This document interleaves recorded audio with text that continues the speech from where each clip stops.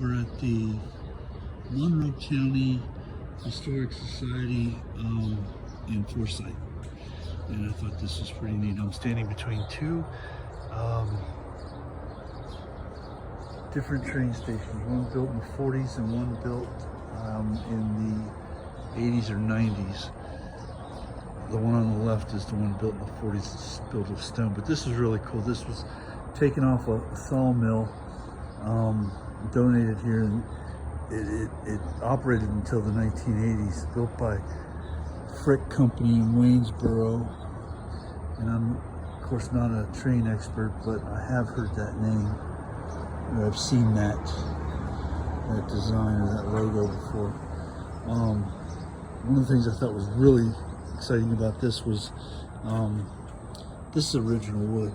That's 120 whatever year old wood right there. Very, very, very cool. Very exciting. This wood back here, I'm not so sure it's original. Probably not, but it's not Lowe's or Home Depot either. Somebody hewed that. You can see the hue marks in it. It's pretty cool.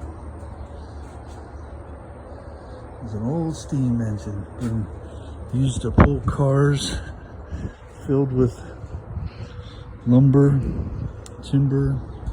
Probably would have been timber. They wouldn't have milled it there on site, but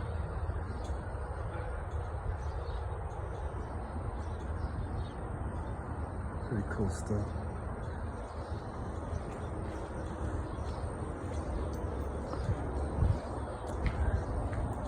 Yeah, I'm gonna go out on a limb and say that that back wood is not original, but that front wood is absolutely original.